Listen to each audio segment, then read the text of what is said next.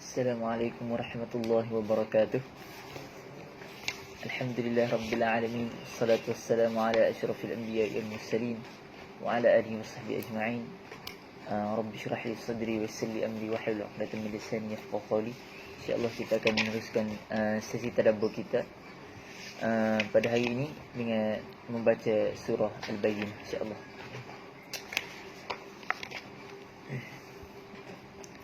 أعوذ بالله من الشيطان الرجيم بسم الله الرحمن الرحيم لم يكن الذين كفروا من أهل الكتاب والمشركين منفكين حتى تأتيهم البينة رسول من الله يتلو صحفا مطهرة فيها كتب قيمة وما تفرق الذين أوتوا الكتاب إلا من بعد ما جاءتهم البينة وما أمروا إلا ليعبدوا الله مخلصين له الدين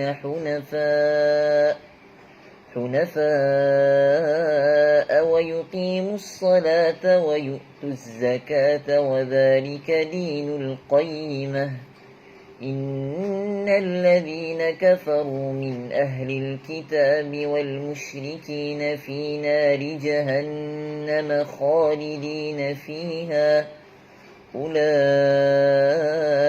هم شر البرية إن الذين آمنوا وعملوا الصالحات أولئك هم خير البرية جزاؤهم عند ربهم جنات عدن تجري من تحتها الأنهار خالدين فيها أبدا رضي الله عنهم ورضوا عنه ذلك لمن خشي ربه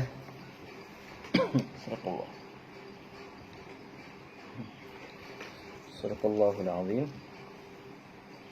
Bismillahirrahmanirrahim. Surah Al-Bayyinah insyaAllah. Ini surah adalah antara surah yang ulama khilaf, tapi jumhur mengatakan dia adalah surah yang madaniyah sebab dia ada berbicara tentang Ahlul Kitab. Dia surah yang ke-98 dan dia mengandungi 9 ayat. Okey, surah Al-Bayyinah juga dikenali sebagai surah Al-Qayyimah dengan makna yang lurus, ataupun surah Lam Yakuni, surah Mufakkin. Surah Bayyinah ni maksudnya keterangan yang jelas ataupun bukti yang nyata. Sebelum kita sembang ataupun tadabbur tentang surah ni, ingatlah dulu zaman-zaman dulu ni diceritakan oleh ajudaduna ataupun nenek-nenek atuk kita dulu. Biasa dulu ada majlis khatam Quran. Kalau majlis khatam Quran ni biasanya zaman dulu sekolah tahfiz tak banyak. Jadi biasa kalau panggil tu panggil budak-budak pondok lah. Kebanyakan pelajar pondok dulu dia tak hafal Quran. Jadi waktu majlis tu biasanya kita khatam Quran tu kita start baca wadduha sampai An-Nas, Qul a'udzu birabbin nas, secara hafalan lah. Jadi biasanya waktu tu masing-masing nak mengelak diri daripada baca surah Al-Bayyinah ni, sebab dia limbang tukar ayat. Sebab surah Al-Bayyinah ni dia agak susah lah bagi sebagian orang yang mungkin dia hafal surah ni saja, bimbang masuk ke surah lain lah. Itu cerita-cerita dululah. Okey. Kita mulakan dengan surah Al-Bayyinah tentang daripada hadis Anas ibn Malik bahawa Rasulullah SAW pernah beritahu kepada Ubay ibn Ka'ab. Dia kata, "Inna Allah amarani an aqra'a 'alaika lam yakunil ladina kafaru." Tuhan suruh aku untuk baca kepada kamu ni surah ni, lam yakunil ladina kafaru. Maksudnya kata Ubay, dia terkejutlah. Dia kata dekat Nabi, "Wasammani laka," Tuhan sebut nama aku ke? Dia bermaksudkan aku. Kemudian Allah Ta'ala kata, "Na'am," fabaka. Kemudian dia menangis Ubay. Sebenarnya Allah Ta'ala, hadis ni riwayat Bukhari dan Muslim. Allah Ta'ala suruh baginda Rasulullah untuk baca tu sebab Ubay ni dia kuat ingatan dia dan mudah dia tangkap untuk diajar kepada orang lain lah. Okey, apa kaitan surah ni dengan surah sebelum ni? Surah sebelum ni kita sebut tentang Iqra, perintah untuk baca. Tak kala dalam At-Tin dikatakan laqad khalaqnal insana fi ahsani taqwim, manusia yang mengikuti penciptaannya yang betul, yang terbaik itu mengikut fitrah akan tunduk kepada agama Muhammad. Dan antara cara untuk kita mengangkat ataupun untuk menjadikan kita ni orang yang benar-benar mengikut ajaran Muhammad adalah dengan memulakan dengan Iqra. Kerana Iqra itu adalah kita membaca sumber ilmu, iaitu wahyu yang boleh merealisasikan kemuliaan manusia itu. Dan ilmu yang kita belajar akan menjadikan kita tunduk pada Allah.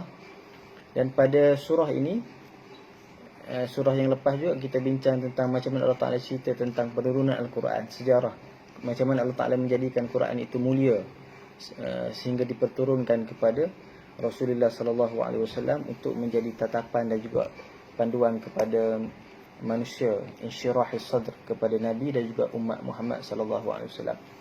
So dalam ayat ni nak beritahu macam mana Quran itu setelah turun pada malamnya akan menghadapi bagaimana Quran itu mesej dan risalahnya memberi kesan dalam masyarakat. Yu'athir 'alal mujtama'. Sama ada memberi kesan kepada orang-orang yang bertakwa di kalangan para sahabat beriman. Aspek yang kedua adalah memberi kesan kepada orang-orang yang kafir. Kita mulakan. Kata Allah Ta'ala, lam yakunil ladina kafaru min ahlil kitab wal musyrikina munfakkina hatta ta'tiyahumul bayyinah.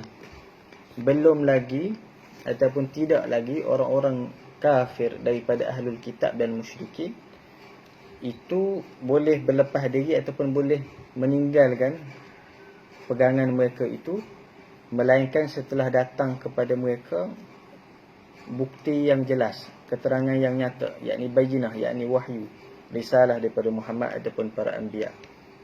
Okey, sekarang ni dia nak beritahu kat sini ialah dalam ayat yang pertama sehingga ketiga ni dia nak sebut tentang macam mana orang kafir ni di kalangan ahlul kitab dan musyrikin. Allah Ta'ala sifatkan mereka ni kafir. Sebab kafir ni maksudnya dari sudut bahasa adalah menutup.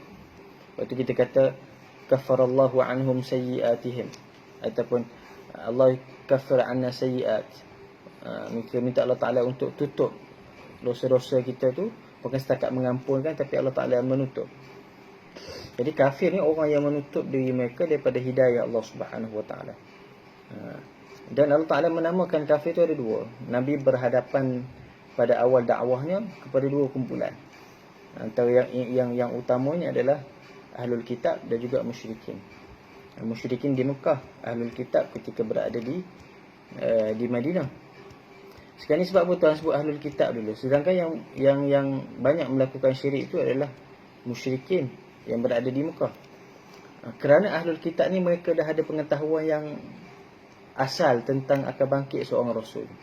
Orang musyrikin ni asalnya tak tahu apa pun. Dia orang-orang kampung dekat Mekah ni, dari sudut tradisi mereka dan juga pendidikan mereka tidak pernah terdedah kepada sejarah kenabian, khususnya nabi-nabi di kalangan Bani Israel. Tidak pernah terdedah kepada kitab suci. Jadi mereka tak tahu pun tentang Rasulullah ni, melainkan apa yang dikhabarkan, yang dipropagandakan, diceritakan oleh orang-orang di kalangan ahlul kitab. Jadi mereka lah punca sebenarnya, sebab mereka dah tahu kebenaran daripada awal lagi. Cuma mereka ni banyak alasan. Jadi kat sini dia kata tidaklah mereka ni akan meninggalkan. Maksudnya mereka ni sudah stay dengan satu tabiat, iaitu tabiat kekufuran tadilah. Mereka ni sebenarnya tidak meninggalkan agama itu secara kulli, maksudnya secara keseluruhan. Dengan maksud mereka masih lagi claim ataupun anggap diri mereka tu mewakili ajaran Nabi-Nabi kan. Orang musyrikin dengan klaimnya, dengan anggapannya mereka masih meneruskan tradisi Ibrahim dan Ismail. Adapun orang-orang Bani Israel, begitu juga mereka rasa suci dengan ajaran-ajaran yang telah diturunkan kepada Bani Israel, walaupun hakikatnya mereka tak menolak ajaran para Nabi tadi. Jadi munfakir sini artinya mereka ni mustahil ataupun belum lagi untuk meninggalkan kebiasaan mereka tadi, yakni ajaran nenek moyang mereka tadi, hatta ta'tiyahumul bayyinah, melainkan datangnya keterangan. Okey, bayyinah kat sini didatangkan dengan perkataan hatta kat sini lil ghayah. Maksudnya dekat sini ulama khilaf. Adakah maksud setelah datangnya penerangan yang jelas, mereka akan beriman? Adakah maksud begitu? Sebab kita tengok tak beriman juga, berpecah kepada dua juga, orang-orang ahlul kitab dan musyrikin ini. Maka Tuhan kata hatta ta'tiyahumul bayyinah, didatangkan dengan fi'il mudhari' dengan makna tajaddud al-bayan, tajaddudul bayan, maksud sentiasa diperbaharui bayan, hari demi hari turunnya risalah, dakwah, ta'lim kepada mereka daripada para anbiya, khususnya Rasulullah sallallahu alaihi wasallam. Jadi walaupun datangnya bayan penerangan tu sentiasa berterusan, dan bayan itu disifatkan dengan bayyinah. Bayyinah ni maksudnya hujjah yang jelas, al-wadhihah, satu kenyataan yang jelas. Dan kenyataan itu kita dapat lihatlah daripada kalau ayat Quran ni, kata para ulama usul tafsir, contohnya didatangkan kepada Nabi dengan perkataan kul, yani kul ya Muhammad, qul ya ahlal kitab ta'alu ila kalimatin sawa'in bainana wa bainakum. Kata para ulama, kul dekat situ adalah dengan makna ta'limul hujjah.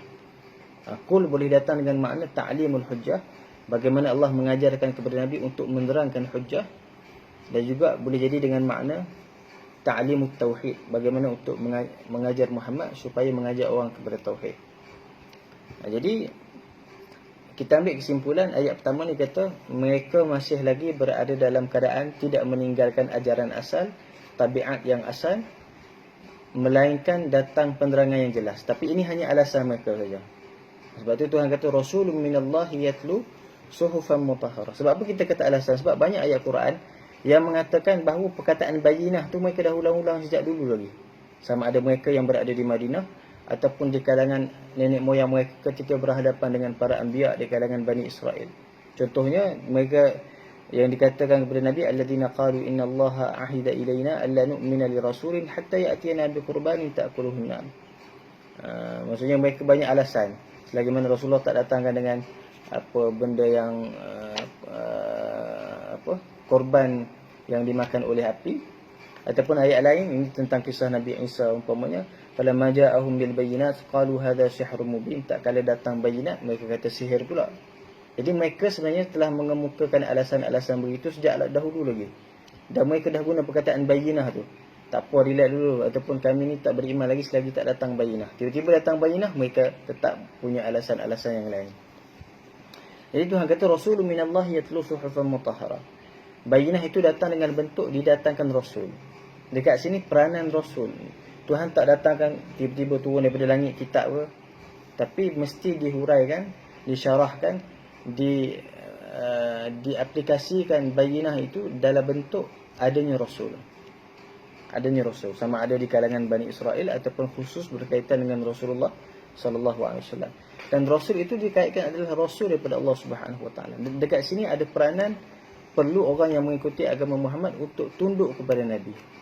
Sebab isu yang tak nak diterima oleh orang-orang ahlul kitab, yang paling besarnya adalah mereka tak nak menerima Nabi itu daripada orang Arab.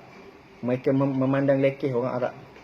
Sebab mereka ni kan Bani Israel, diangkat oleh Allah satu tempoh dahulu, pernah dimuliakan oleh Allah.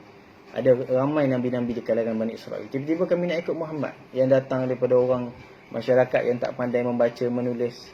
Jadi keangkuhan di situ. Jadi Allah Ta'ala nak beritahu perlu ada rasa untuk tunduk kepada apa yang dibawa oleh seorang Rasul daripada Allah Subhanahu Wa Ta'ala. Bayyinah tu datang dalam maksud bukan setakat teori, tapi huraian dari bentuk praktikal yang akan dibawa oleh Rasulullah Sallallahu Alaihi Wasallam. Rasul dan tugas Rasul adalah yatlu suhufan mutahharah. Maksudnya seorang Nabi yang berdakwah paling kurang dia kena membacakan ayat Al-Quran, memperdengarkan. Berbeza kita pada hari ini, boleh jadi seorang pendakwah, dia boleh menguraikan teori-teori konsep daripada Al-Quran ke daripada buku-buku yang mana pun, tapi dia tidak menyebut, tidak melantunkan, dia kata tidak membaca Al-Quran tadi. Jadi paling kurang kita kena membaca Al-Quran. Kerana bacaan Al-Quran itu secara lafaznya ada mukjizat dia, ada benda-benda yang boleh dipahami secara mudah sebelum kita pergi kepada tafsir, bayan, penerangan, huraian dan sebagainya. Jadi paling kurang kena menguasai Quran. Ini tadabbur lah sebagai seorang da'i, pendakwah, sebagaimana Rasulullah SAW sebagai seorang Nabi juga mesti membaca Al-Quran. Tapi Nabi membaca Al-Quran dan membacakan kepada umatnya, yang menghuraikan kepada umatnya adalah yatlu suhufan mutahhara. Maksudnya dia membaca daripada suhuf yang suci. Suhuf di sini adalah kata para ulama ialah dengan maksud kertas ataupun benda yang tertulis padanya. Ada dua makna. Pertamanya ulama kata ialah dengan maksud bahawa apa yang dalam keadaan Nabi adalah ummi, tidak membaca dan tidak menulis, maka tak kala turunnya wahyu kepada Nabi diperdengarkan oleh Jibril kepada baginda Rasulullah SAW, dan Nabi mengingati,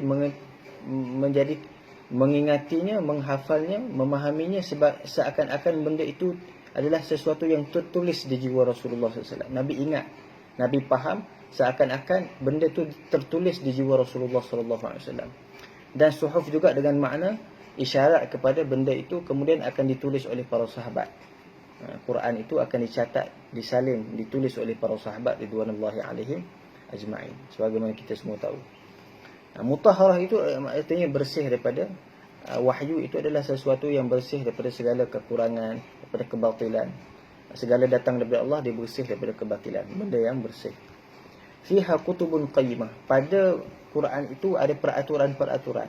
Kutubun juga boleh datang dengan makna kitab, benda yang ditentukan. Kutiba alaikumus siyam, ditetapkan. Maksudnya Quran datang dengan peraturan dan juga satu manhaj, garis panduan yang meluruskan. Qayyimah itu bukan setakat lurus, tapi juga meluruskan kehidupan kita, membawa kita daripada az-zulumat kepada cahaya Islam. Okey. Kemudian ayat seterusnya kata Allah Taala, "Wa ma tafarraqal ladina utul kitaba illa min ba'di ma ja'atuhumul bayyinah." Tadi kita sebut Allah Taala sebutkan mereka dengan kafir. Artinya kedua-duanya adalah kafir. Walaupun aspek yang menunjuknya berbeza-beza. Orang musyrikin banyak mensyirikkan Allah Subhanahu Wa Taala. Ahlul kitab lebih kepada tidak menerima konsep kenabian. Persoalan yang kedua yang ulama bincang, adakah mereka syirik? Adakah ahlul kitab boleh kita sebut sebagai syirik, musyrik? Adakah ahlul kitab boleh sebut sebagai musyrik? Sedangkan Tuhan tidak samakan, sebab waw kat situ boleh jadi untuk membezakan. Kalau Tuhan kata dua-dua sama, Tuhan akan sebut lam yakunil ladina kafaru minal musyrikin, sebab ahlul kitab musyrik. Tapi Tuhan sebut min ahlil kitab wal musyrikin. Artinya ada benda yang berbeza di antara kedua-dua tadi. Bahkan dalam hukum syariat kita pun, ahlul kitab pun kita bermuamalat, ada hukum yang khusus kan, boleh kahwin dengan perempuan ahlul kitab, boleh makan sembelihan mereka. Jadi di sini ulama kupas antara yang disebut oleh Syekh Muhammad Al-Amin Asy-Syanqiti dalam kitabnya Adwa'ul Bayan. Dia kata antara aspek-aspek yang disebut oleh para ulama ialah, contohnya Allah Ta'ala mensifatkan syirik orang ahlul kitab itu dalam ayat ittakhadhu ahbarahum wa ruhbanahum arbaban min dunillah wal masih ibn Maryam wa ma umiru illa liya'budu ilahan wahidah subhanahu amma kanu yusyrikun. Okey, apa yang mereka syirikkan, Tuhan datang dengan fi'il mudhari'. Jadi fi'il mudhari' ni kata para ulama, tak kala disifatkan ahlul kitab itu juga mensyirikkan Allah, sebab ayat sebelum tu disebut tentang waqalatil yahudu Uzairun ibnullah wa qalatil nasara al-masih ibnullah. Jadi maksudnya mereka ni juga mensyirik, tapi syirik itu disebutkan dengan fi'il mudhari'. Jadi fi'il mudhari' ni dalam bahasa Arab yufid at-taghayyur ataupun at-tajaddud. Maksud boleh jadi syirik mereka tu kadang-kadang ada yang mereka syirik, ataupun ada sebahagian mereka syirik, ada sebahagian mereka tidak syirik. Ataupun maksudnya disebut ahyanan hakadha, ahyanan begini, kadang-kadang dia begini. Ataupun ada aspek yang mereka begini-begini. Maksudnya dia tidak syirik secara total gitu, tidak disifatkan dengan musyrikun. Berbeza dengan orang-orang Mekah, Allah Ta'ala sifatkan dengan musyrikun, kerana mereka memang kehidupan mereka itu adalah ibadatul awsan, menyembah patung tadi, berhala tadi. Itu antara aspek perbezaan. Hakikatnya mereka adalah millatun wahidah. Sebab ulama meletakkan kaedah orang kafir tidak beriman ni hakikatnya adalah satu agama lah. Dan Allah Ta'ala sebut juga untuk membezakan, liyamizallahu al-khabitha min at-tayyib wa yaj'alul khabitha ba'dahu 'ala ba'd fayarkumuhu fi jahannam. Maksudnya fayarkumahu tu tarakum. Maksudnya khabith, kejahatan, kesesatan tadi boleh jadi mereka ni dirangkumkan dalam satu kumpulan. Maksudnya begitu. Hakikatnya mereka adalah millatan wahidah. Okey, kemudian wa ma tafarraqal ladina utul kitab dalam ayat keempat. Kemudian tidaklah berpecah kemudiannya orang yang diberikan ahli kitab, diberikan alkitab. Melainkan setelah datangnya keterangan. Datangnya keterangan daripada Nabi, mereka pecah kepada dua. Ada yang beriman kepada Isa, ada yang beriman kepada Muhammad. Contohnya adalah konteks Muhammad. Ada yang tidak beriman kepada Muhammad. Kita tengok dalam ayat ni Tuhan sebut dengan utul kitab.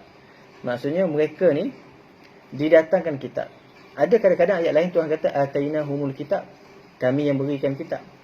Dalam bahasa Arab kita belajar, kalau kadang kita sembunyikan fa'il, kita sebut fa'il majhul, mabni lil majhul ni, ada beberapa sebab. Boleh jadi sebab sudah benda tu ma'ruf, wa khuliqal insanu dha'ifa, ataupun jahulah, boleh jadi benda tu ma'ruf, siapa yang ciptakan manusia tadi. Boleh jadi Tuhan pandang dari sudut negatif. Tuhan tak nak, macam tak nak sebutlah dia yang berikan kitab tadi, sebab mereka ni sudah terpesong daripada ajaran kitab yang sebenar. Jadi Tuhan kata wa ma tafarraqal ladina utul kitab, mereka yang diberikan alkitab. Majhul, siapakah yang memberikan kitab tadi tidak disebut. Walhal yang memberikan kitab kepada mereka, yang menurunkan ajaran alkitab itu Allah. Tapi Allah sengaja menyebut dengan fi'il majhul, tidak disebut siapakah yang menurunkan alkitab kerana pada aspek negatifnya. Dah sebab oleh kerana mereka dah jauh daripada ajaran alkitab tadi. Okay. Kemudian Tuhan sebut wa ma umiru illa liya'budu Allaha mukhlishina lahuddin. Tidaklah mereka itu diperintahkan sekiranya mereka benar-benar mengikuti Muhammad. Kerana apa? Kerana inti ajaran Muhammad itu adalah, pertama adalah liya'budullah, untuk menyembah Allah, ibadah mukhlishin, dengan penuh ikhlas. Ikhlas juga datang dengan makna adalah orang yang ikhlas ni biasa orang yang dia rendah diri, orang yang bersyukur. Jadi orang yang tunduk. Jadi apabila kita ikhlas ibadat, kita akan tunduk kepada Rasulullah. Kita akan ikut ajaran-ajaran Nabi SAW. Masalah mereka ni tak nak menerima Islam sebab mereka angkuh. Sebab mereka rasa Muhammad tu tak setara dengan dia. Ego, kepentingan lain, hawa nafsu. Ada sikap suka tipu menipu, perangai jahat dan sebagainya.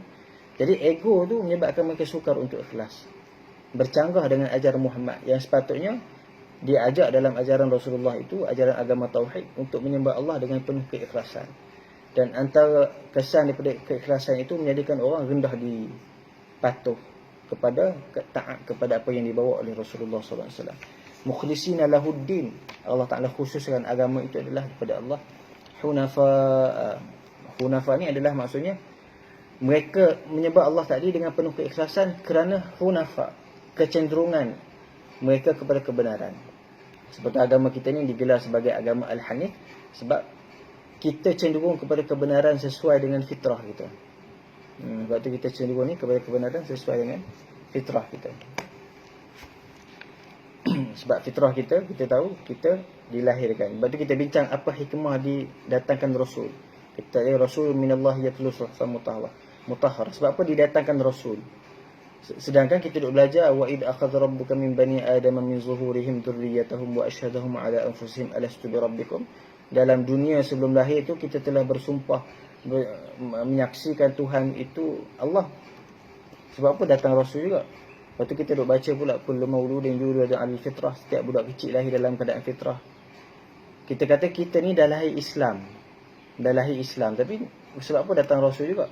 Rupanya kita lahir tu fitrah tu dengan makna kita sudah dilahirkan dalam keadaan kita ini sebagai satu makhluk yang cenderung kepada kebenaran, cenderung kepada tauhid.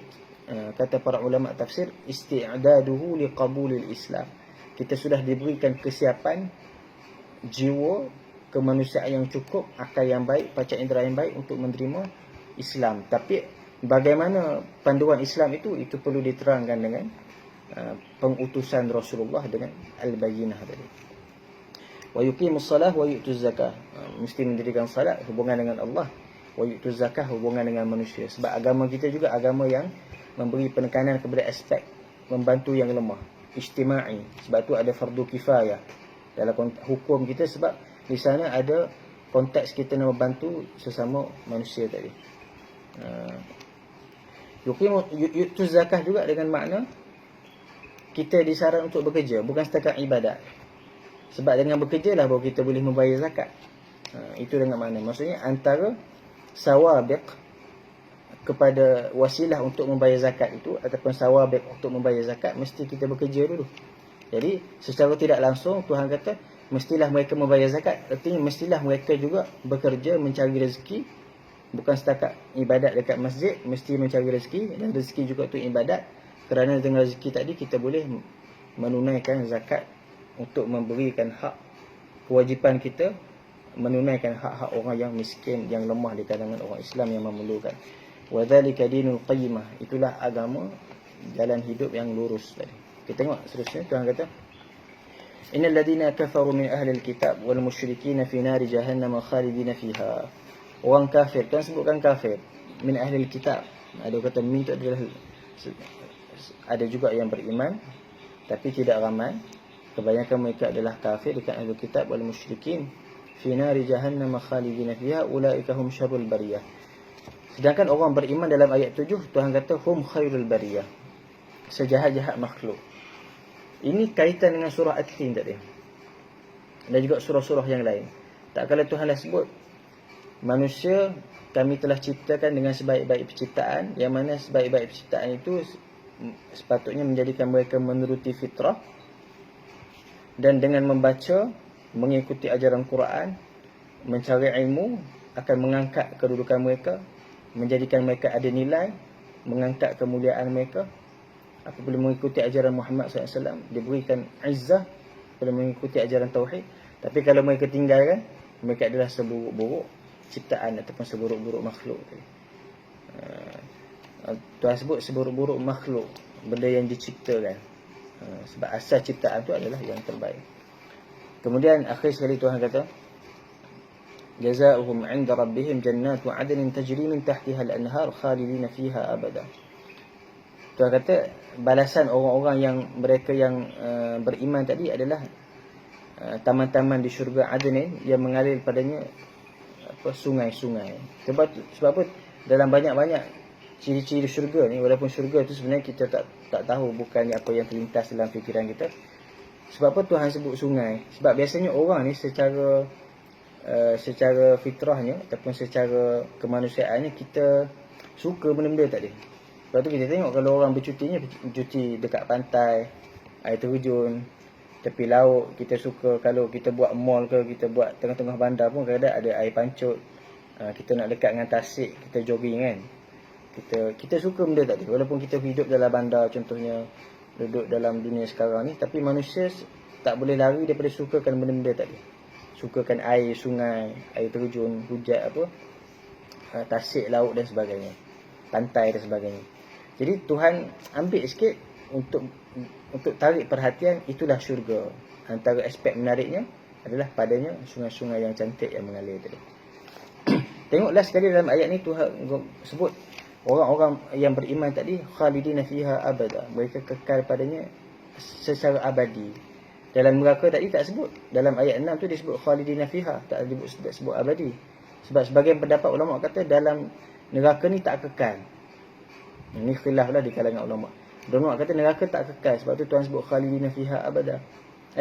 Nafiha, sedangkan syurga tu kekal. Walaupun kita tak kekal pun, tapi duduk tempoh yang lama. Tapi mungkin kita boleh ambil pendapat bahawa yang lebih tepatnya ialah orang yang berada dalam neraka, ada yang kekal, ada yang tidak kekal. Maksudnya yang tidak kekal tu mereka akan dimasukkan balik dalam syurga. Mungkin orang yang pernah ada Islam, ada syahadah, tapi mereka ahli maksiat ataupun mereka ni dan sebagainya, akan dimasukkan dalam neraka tempoh yang lama, kemudian dikembalikan kepada syurga Allah Subhanahu Wa Taala. Radhiyallahu anhum wa radu an. Allah Taala redha kepada mereka. Jadi redha Allah Taala itu antara benda yang kita nak dalam kehidupan sebagai seorang Muslim, dan mereka pun redha kepadanya. Dzalika liman khasya rabbah.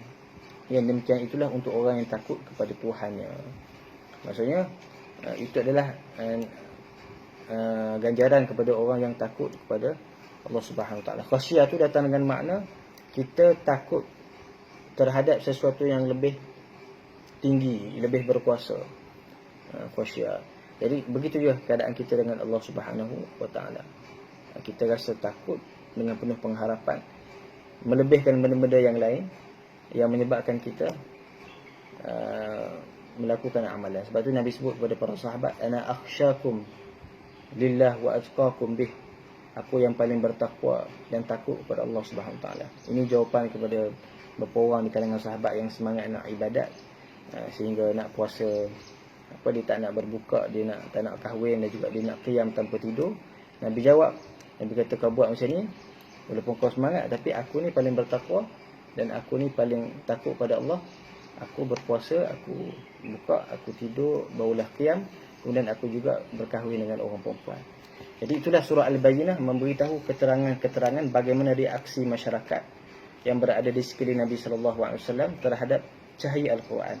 Setelah surah Al-Qadar menerangkan Quran itu diturunkan pada waktu malam, salamun hiya hatta matla'il fajr, dan sejahteralah Quran itu, keberkatan kemuliaannya sehinggalah waktu fajar, dan waktu fajar ialah ibarat Nabi memulakan untuk melakukan dakwah. Wadduha kita sebutkan, kemudian waktu fajar, kemudian waktu duha ialah waktu kepada Nabi untuk menyebarkan, merealisasikan wahyu, cahaya wahyu, menyebarkan cahaya risalah Islam. Dan setelah disebarkan, maka akan melihatlah reaksi-reaksi, tantangan-tantangan daripada masyarakat. Yang paling utamanya adalah di kalangan Ahlul Kitab yang sudah punya pengetahuan yang lama tentang Nabi, tetapi menjadikan pelbagai alasan, dan juga al-musyrikin, orang-orang musyrik yang juga ada sikap yang sama juga. Sedangkan keterangan itu disifatkan oleh Allah sebagai al-bayyinah, yang jelas, dan didatangkan bersama dengan Rasul supaya lebih praktikal, lebih dekat, dan mereka boleh melihat contoh keterangan wahyu itu dalam diri sebagai seorang manusia melalui peribadi dan juga sunnah yang dibawa oleh Rasulullah SAW. Rasa ringkas dalam setengah jam tu cukup. Pagi ni kita buat rakaman sebab kita punya internet slow sikit, takut tersekat macam semalam. Assalamualaikum warahmatullahi wabarakatuh. Tak ada tambahan. Assalamualaikum.